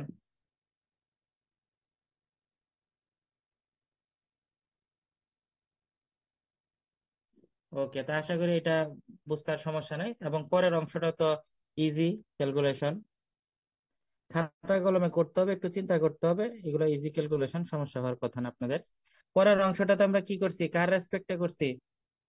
ওয়ান বাই আর এর রেসপেক্টে করছি। তা ওয়ান বাই আর এর রেসপেক্টে যদি আমরা করি, তাহলে যেহেতু পরের অংশে থিটা আছে, তাহলে আমাদের ডিফারেন্সিয়েশন কিন্তু হবে শুধু এফ অফ থিটার জন্য।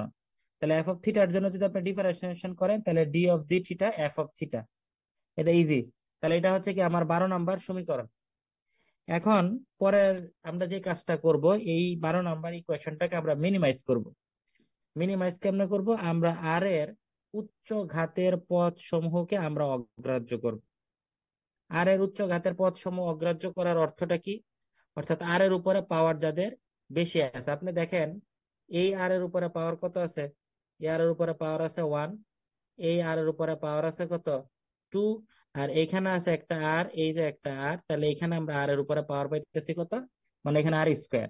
তাহলে আমরা বলতে পারি আমরা আর স্কোয়ারের সমস্ত পদগুলোকে আমরা অগ্রাহ্য করব, করে শুধুমাত্র আর এর উপরে যেটার পাওয়ার কত আছে, ওয়ান আছে, আমরা এখানে সেইটাকে বিবেচনা করব আমাদের ক্যালকুলেশনের সুবিধার্থে। আমরা ইকুয়েশনটাকে মিনিমাইজ করে নিয়ে আসছি। ঠিক আছে, তাহলে আর এর উচ্চঘাতের পদগুলো যদি আমরা বাদ দেই, তাহলে আমাদের যে 12 নম্বর সমীকরণ আছে, 12 নম্বর সমীকরণ থেকে আমরা দেখতে পাচ্ছি del psi scattering R A F of theta I K E to the power I K R by কত আর, এটা হচ্ছে আমার জন্য সমীকরণ 13। আর এইটার যদি আপনি কমপ্লেক্স কনজুগেট নেন, তাহলে মাইনাসের R S star F star of theta I K E to the power মাইনাসের আই কে বাই আর, এটা হচ্ছে আমার জন্য 14 নম্বর সমীকরণ। তাহলে স্যার আপনার এই যে এখানে সমীকরণ প্রথম গুলো লাইনে কি পাইলেন, একটু ভুল আছে? কোন জায়গায় ভুল একটু বলেন, মার্কিং করেন তো দেখি।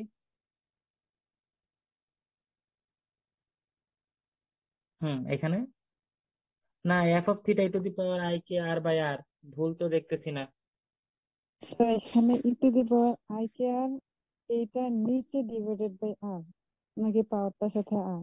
হ্যাঁ, আচ্ছা, এটা লেখার ফরম্যাটটা এভাবে লিখছি আর কি। আপনি যে ওই যে মানে ইটাকে ওই সাইডে লিখছি আর কি। আমি চাইলে এক্সপোনেনশিয়াল দিয়ে এভাবে লিখতে পারতাম।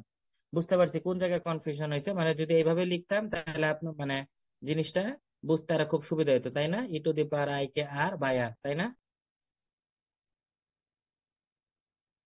এটা বলতে চাচ্ছেন? জি স্যার। হ্যাঁ, তো আমি মানে এই জিনিসটাকে আর কি এইভাবে লিখছি এখানে, এই যে এখানে এটা দিছি আর কি।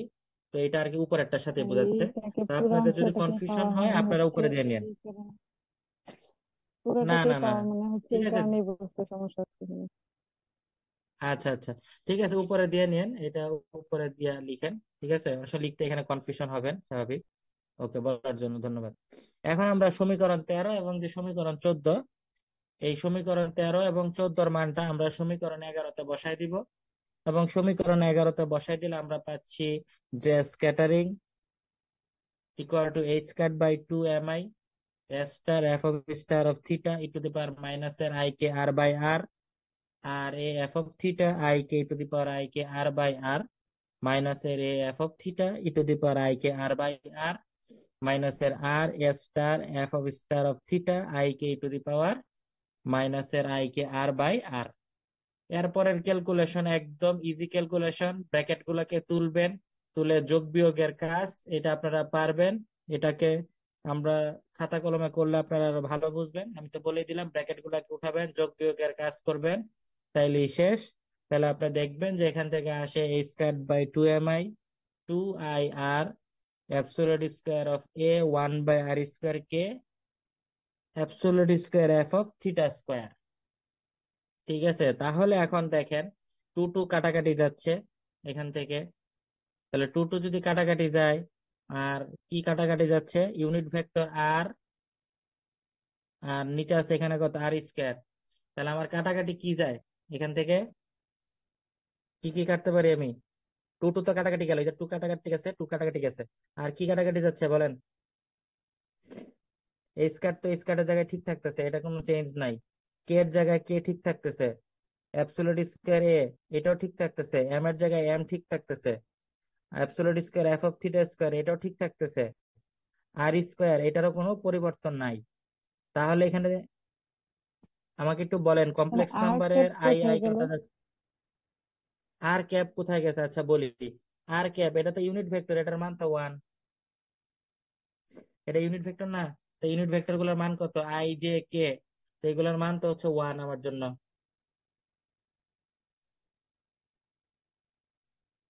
আমি কি বুঝাইতে পারছি কথাটা?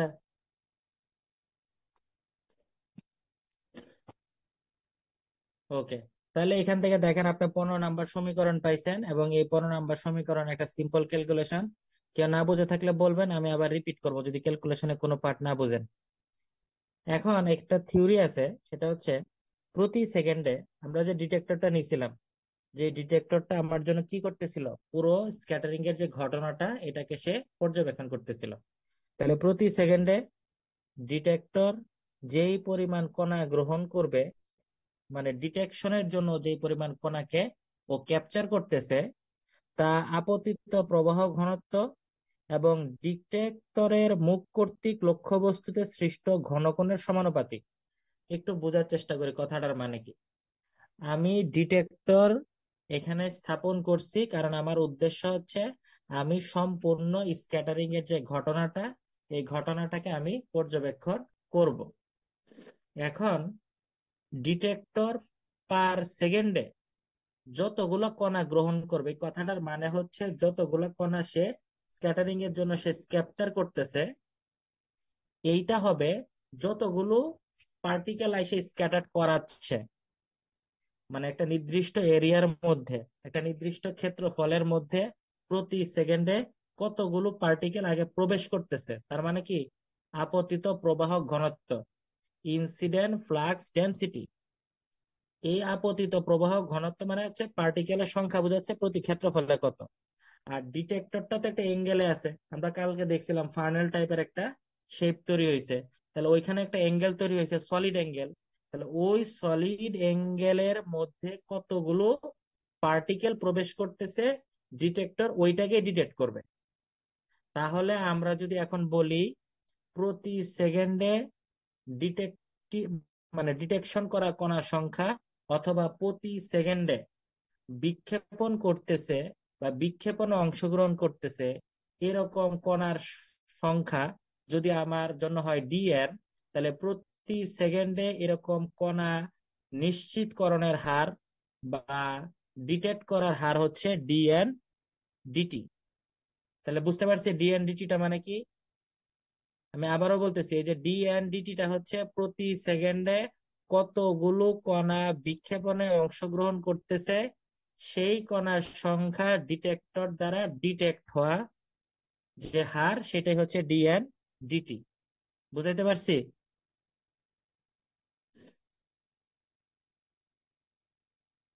ওকে। এই ডিএন ডিটি বা প্রতি সেকেন্ডে আমার ডিটেক্টকৃত কণার সংখ্যার হারটা হচ্ছে আমার আপতিত প্রবাহ ঘনত্ব, অর্থাৎ প্রতি একক ক্ষেত্রফলে কতটুকু পরিমাণ কণা প্রবেশ করছে তার ওই ফ্লাক্স ডেনসিটি, এবং ওই ডিটেক্টরের মধ্যে যে সলিড অ্যাঙ্গেলটা তৈরি হয়েছে ডি ওমেগা, তার গুণফলের সমানুপাতিক। তাহলে এই জন্য লিখছি ডি এন ডিটি প্রপোর্শনাল যে ইনসিডেন্ট ডি ওমেগা। এটা কি বুঝতে পারছি না সমস্যা আছে?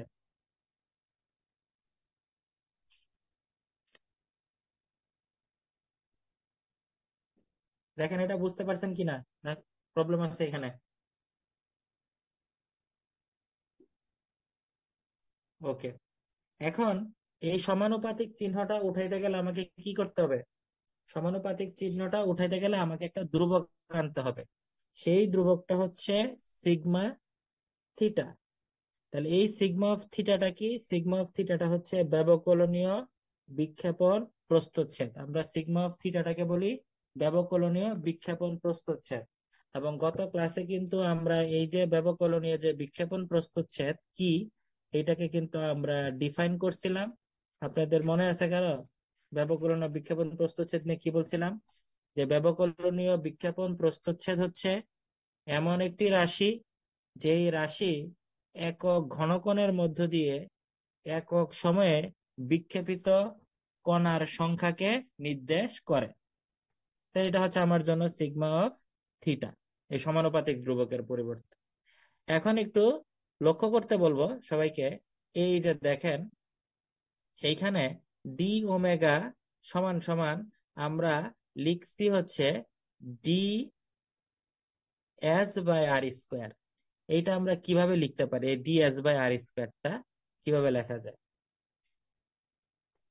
বিক্ষিপ্ত যে রশ্মিগুলো আছে, মানে যারা স্ক্যাটার্ড হয়ে যাচ্ছে, তারা ডিটেক্টরে মানে ডিটেক্টরের যে সারফেসটা আছে সেই সারফেসের ক্ষেত্রফলের সাথে যদি লম্ব হয়, অর্থাৎ বিক্ষেপিত রশ্মি ডিটেক্টরের তলের ক্ষেত্রফল যেটা হচ্ছে ডিএস, ডিএসটা তো হচ্ছে তলের ক্ষেত্রফল, এর সাথে যদি মানে আমার জন্য হয় লম্ব হয়, তাহলে আমরা লিখতে পারি তখন এই ডি ওমেগা সলিড অ্যাঙ্গেল সমান সমান হচ্ছে ডিএস বাই আর স্কোয়ার। এটা আমরা তখন লিখতে পারি।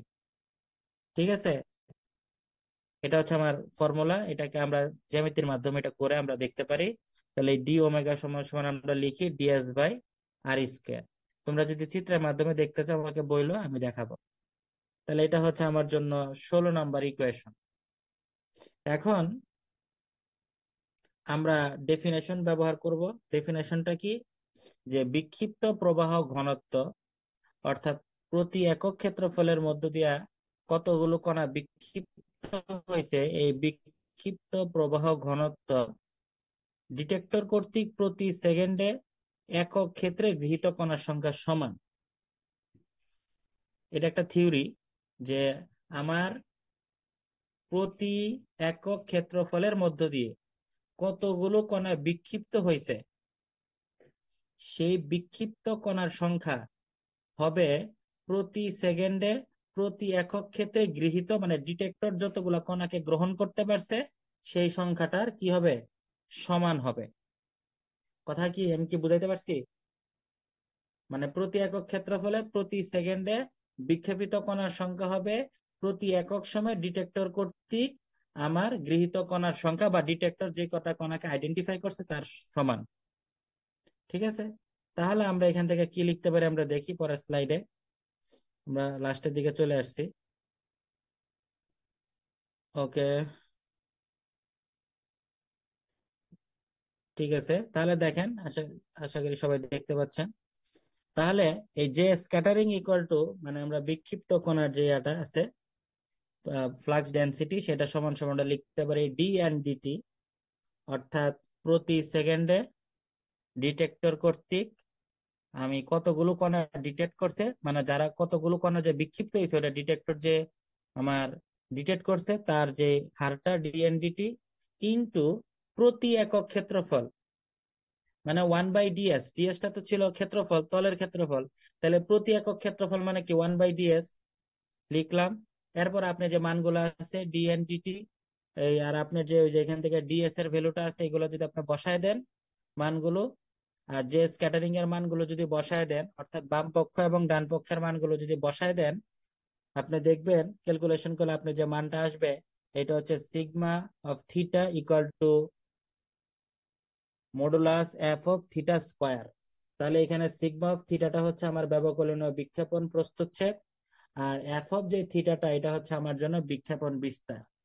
তাহলে আমরা বলতে পারি যে একটি বিক্ষেপণের ব্যবকলনীয় বিক্ষেপণ প্রস্থচ্ছেদ হবে বিক্ষেপণ বিস্তারের বর্গের সমানুপাতিক। তাহলে এই কথাটার অর্থ কি? এই কথাটার অর্থ হচ্ছে যে বিক্ষেপণ ব্যবকলনীয় যে বিক্ষেপণ প্রস্থচ্ছেদ বা ডিফারেন্সিয়াল স্ক্যাটার্ড এরিয়া যেটা, সেই স্ক্যাটার্ড এরিয়া প্রতি একক সময়ে যতগুলো কণা ডিটেক্ট করে সেই ডিটেক্টকৃত কণার সংখ্যা হবে আমার স্ক্যাটার্ড পার্টিকেল গুলো যতটুকু পর্যন্ত হচ্ছে বিস্তৃত হয়েছে তার বর্গের মানের সমান। এই কথাটার অর্থ হচ্ছে এটা। দেখেন তো বুঝতে পারছেন কিনা?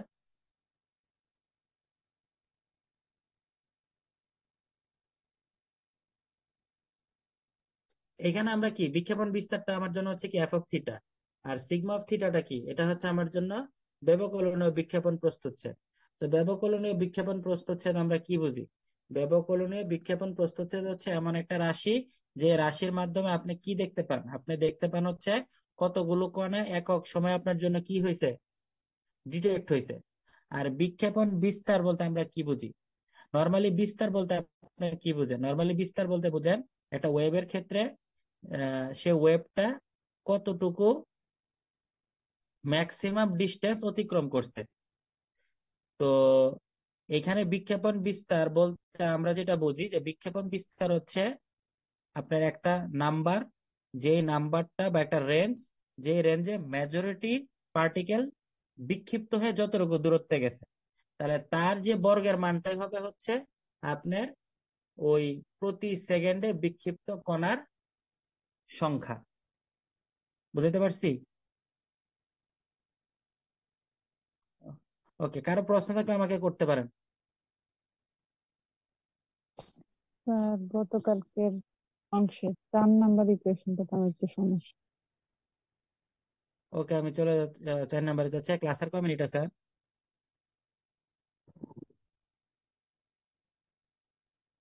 আচ্ছা, হ্যাঁ বলেন 4 নম্বর ইকুয়েশনে। স্যার এখানে এটা ব্র্যাকেটের বাইরে কেন? এখানে সমতুল্য এটা তো তরঙ্গ হচ্ছে আমার সমীকরণটা নর্মালাইজেশন এ। কনস্ট্যান্ট। হুম। তো এখানে এ ই টু দি হ্যাঁ পাওয়ার আই বলেন। কে জেড এটা সমতুল্য তরঙ্গের সমীকরণ না? তাহলে এ হুম। কেন বাইরে গেছে? আচ্ছা আমি বলি, তুমি হচ্ছে ওই তুমি যে সমীকরণটার সাথে কম্পেয়ার করতেছো সেটা হচ্ছে কি, যখন আমরা বিক্ষেপণ বিভবটাকে অনুপস্থিত ধরছিলাম, তো বিক্ষেপণ বিভবকে যখন আমি অনুপস্থিত ধরি তখন আমার ইকুয়েশনের সলিউশন ছিল A E to the power I K Z. ওই ইকুয়েশনের সমাধানটাকে তুমি এভাবে বলতে পারো যে যদি বিক্ষেপণ বিভব আমার জন্য অনুপস্থিত থাকে তাহলে আমার ওয়েভ ফাংশনের সলিউশন হবে একটি নরমালাইজেশন কনস্ট্যান্ট ইনটু সমতলীয় তরঙ্গ।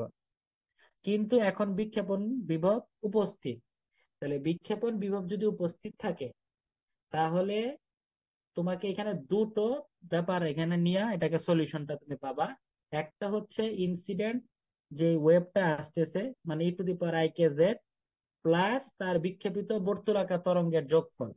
মানে এখানে দুটো ওয়েভের ইকুয়েশন আছে, একটা হচ্ছে প্লেন ওয়েভের ইকুয়েশন যেটা বিক্ষেপণের আগে, আর আরেকটা হচ্ছে বিক্ষেপিত বর্তুলাকার তরঙ্গের সমীকরণ যেটা বিক্ষেপণের পরে হয়েছে। তাহলে এই দুইটা ওয়েভ এখানে, এবং এই দুইটা ওয়েভের ইউনিফাইড এবং তার সাথে হচ্ছে নরমালাইজেশন কনস্ট্যান্ট গুণ দিলে বিক্ষেপণ বিভবের উপস্থিতিতে আমি ওয়েভ ফাংশনের সলিউশন পাবো। নরমালাইজেশন কনস্ট্যান্টটা হচ্ছে ওয়েভ গুলোর সাথে গুণ আকারে থাকবে। বুঝাতে পারলাম? ওকে, আর কারো কোনো প্রশ্ন আছে?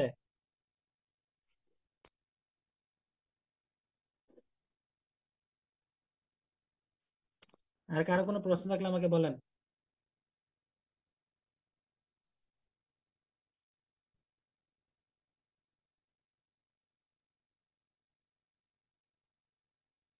ওকে, যদি প্রশ্ন না থাকে এই প্রশ্নটা বাসায় ভালোভাবে প্র্যাকটিস করবেন, এটি গ বিভাগের জন্য অত্যন্ত গুরুত্বপূর্ণ প্রশ্ন।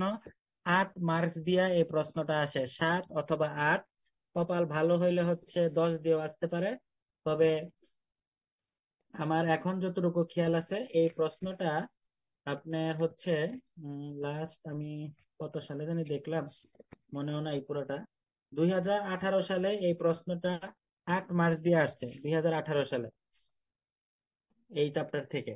এবং আরো বড় বড় প্রশ্ন আছে এই চ্যাপ্টারে, আমরা তো সামনে দেখবোই সেগুলো। তো এটা খুবই গুরুত্বপূর্ণ প্রশ্ন। এই প্রশ্নটা হচ্ছে আপনারা দেখবেন, বাসায় খাতা কলমে করবেন। কোনো জায়গায় যদি সমস্যা থাকে আপনারা হচ্ছে জানাবেন যে আমি এই জায়গাটা বুঝতেছি না, এখানে প্রবলেম আছে, আমরা আবার থাকলে আলোচনা করব। তো ঠিক আছে, আজকে ক্লাস এই পর্যন্তই। পরের ক্লাসে আমরা নতুন টপিক নিয়ে আলোচনা করব।